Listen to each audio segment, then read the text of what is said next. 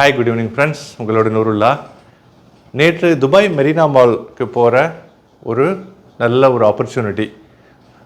இங்கேருந்து நான் இருக்கிற இடத்துல இருந்து ஒரு 50 கிலோமீட்டர், கிட்டத்தட்ட 50 கிலோமீட்டர் தொலைவில் இருக்குது.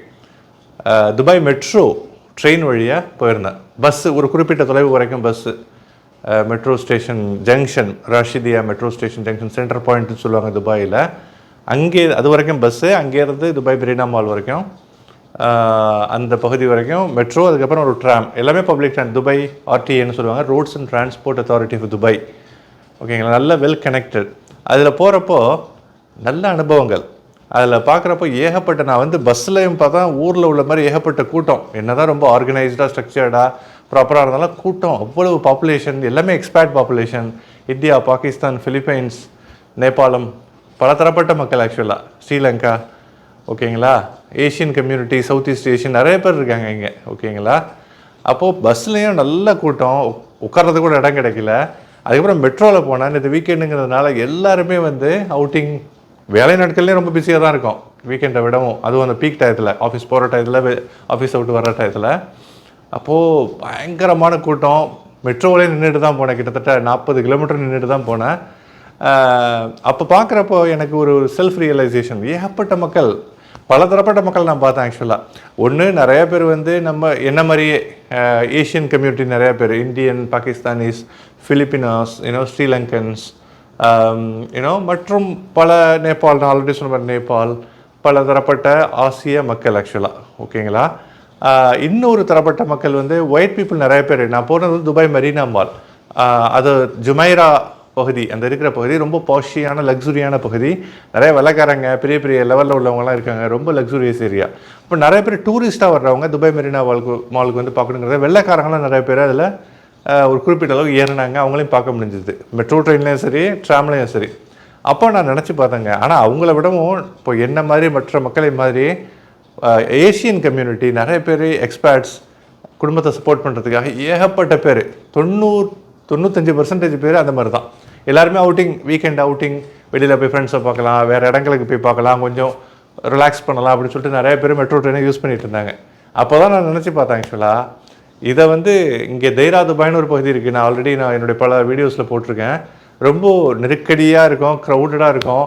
நிறைய துபாயினுடைய ட்ரெடிஷ்னல் டச் எல்லாமே தேராவில் இருக்கும். அங்கே ஃபஹீதி போர்ட், பர் துபாய், தேரா துபாய், ஃபஹீதி போர்ட், ட்ரெடிஷ்னல் ஹிஸ்டாரிக்கல் இது. அப்புறம் துபாய்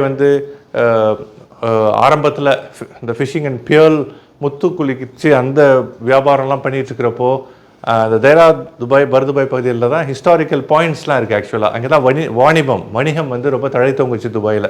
அந்த பகுதியில் தேரா இருக்குது. அங்கே தான் நம்ம தமிழ் சகோதரர்கள் மட்டும் இல்லை, ஏகப்பட்ட ஆசிய சகோதரர்கள் எல்லாமே low salaried R medium salaried job people. நிறைய பெட் ஸ்பேசஸ் இருக்கும். பெட் ஸ்பேசஸ்னால் என்னங்க, ஒரு பெரிய பில்டிங் இருக்கும், 2 bedroom இல்லை 3 bedroom ஃப்ளாட் இருக்கும் ஒரு ஹாலோட. அப்போ 3 bedroom ஃப்ளாட்டு ஒரு ஹால், இல்லை 2 bedroom ஃப்ளாட்டு ஒரு ஹால்னா, 2 bedroom ஃப்ளாட் ஒரு ஹால்னால் 3 bedroom மாதிரி ஆக்கிடுவாங்க.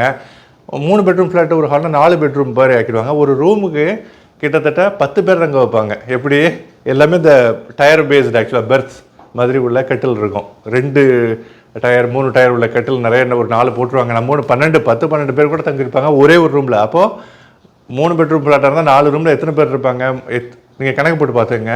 நிறைய பேர் இது பிஸ்னஸாகவே ஃப்ளாட்டை எடுத்துக்கிட்டு சப்லீஸுக்கு விட்டு இந்த மாதிரியும் நிறையா மணியை இன்கம் அவங்க சம்பாதிக்கிறாங்க. ஆக்சுவலாக இங்கே நிறைய பேருங்க, எல்லாமே பல கனவுகளோடு தான் துபாய்க்கு வர்றோம். வெற்றி கொடிக்கட்டு படம் பார்த்துருப்பீங்க ஆக்சுவலாக. ஓகேங்களா, ஒவ்வொருத்தவங்களும் அவங்களுக்கு ஏதாவது ஒரு பேக்ரவுண்டில் ஒரு விஷயத்தை சாதிக்கணும், நிறைய சம்பாதிக்கணும். ஊரில் பொருளாதாரம் ஓரளவு கஷ்டப்பட்டு ஈட்ட முடியுது, பல சேலஞ்சஸ் ஊரில்.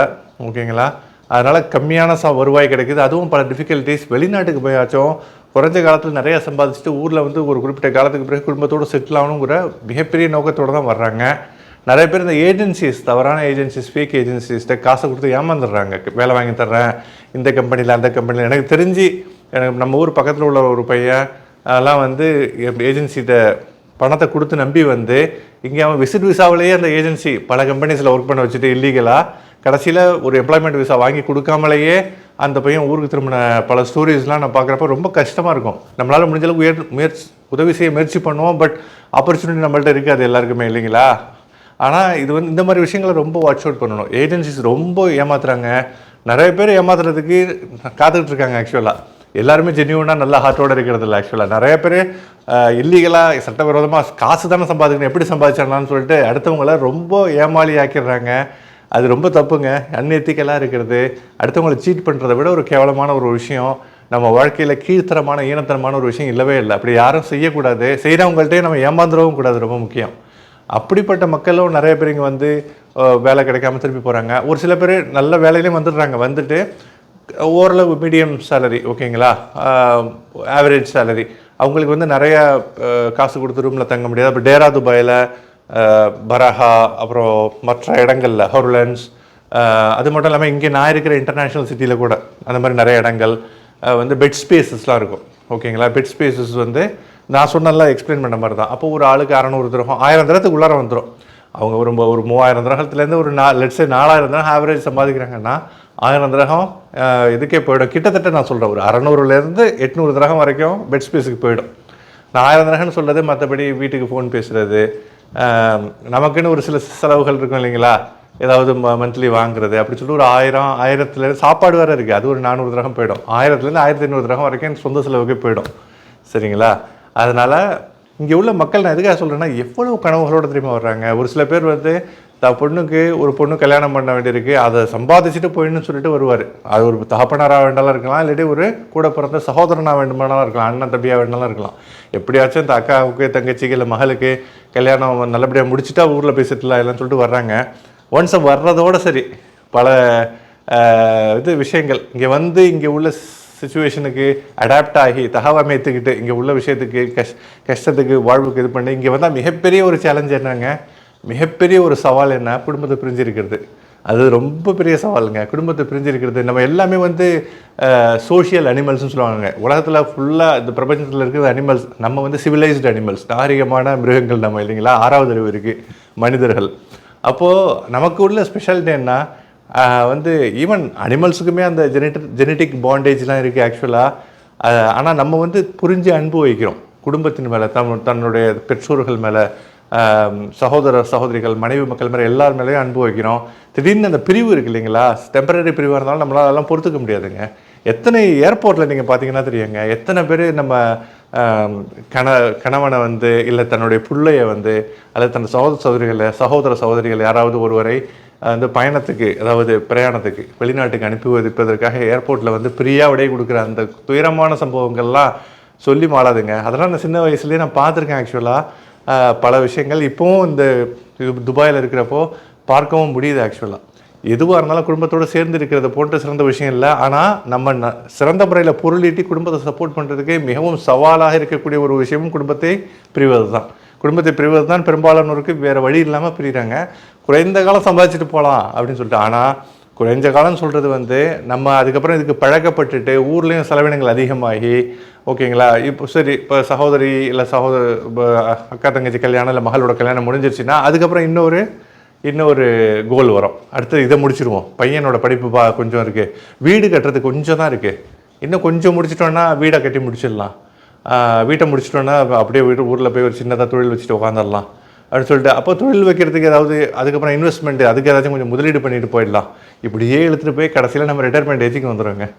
இங்கே வெளிநாட்டு வாழ்க்கை, அந்த கல்ஃப் வாழ்க்கைங்கிறது சொல்லப்படாத ஒரு விதி, எழுதப்படாத ஒரு விதி. என்னென்னா, நம்ம வருவோம், குறைந்த காலம் சம்பாதிச்சுட்டு ஊரில் போய் செட்டில் ஆகலாம், குடும்பத்தோடு இருக்கலாம்னு சொல்லிட்டு முடியவே முடியாது.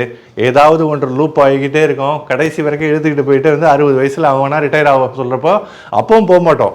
கஷ்டப்பட்டுக்கிட்டு ஏதாவது இன்னொரு 1 வருஷம் 2 வருஷம் எக்ஸ்ட்ரா இருந்தால் கொடுங்க, எனக்கு வீட்டில் இது இருக்குது, இந்த வேலை இருக்குது, இந்த விஷயம் பையன் முடிக்கணும், படிப்பு முடிக்கணும், கடைசி பையன் படிப்பு முடிக்கணும், இப்படி தான் சொல்லுவோமே ஒழிய அப்பவும் போக மனசு இருக்காது. மனித வாழ்க்கையினுடைய மிகப்பெரிய ஒரு ஐரணினா என்னங்க, அது வந்து ஒரு என்ன சொல்கிறது, கான்ஃப்ளிக்டிங் சுச்சுவேஷன். நம்ம அதை விரும்ப மாட்டோம், ஆனால் அதுதான் நம்ம வாழ்க்கையாகிவிடும். அதாவது அதை நம்ம take it for granted, we have to take it for granted அப்படின்னு சொல்லுவாங்க. அதாவது என்னென்னா, ஒரு விஷயங்கள் நமக்கு விரும்புகிறோமோ விரும்பலையோ ஒரு கடமையாக அதை ஒத்துக்கொண்டு வேறு வழி இல்லாமல் அதை பிடிச்சி இழுத்துக்கிட்டு போகிறது சிக்குமாடு மாதிரி. அப்படி தான் கல்ஃப் வாழ்க்கையும் ஆயிடுது. நிறைய பேர் நேற்று நான் மெட்ரோவில் பார்க்குறப்போ எத்தனை பேர், எத்தனை முகங்கள், எத்தனை கனவுகள். அவங்க மெயின்லலாம் நான் யோசிச்சு பார்த்துக்கிட்டேன், நின்றுட்டு தான் போயிட்டு இருந்தேன்.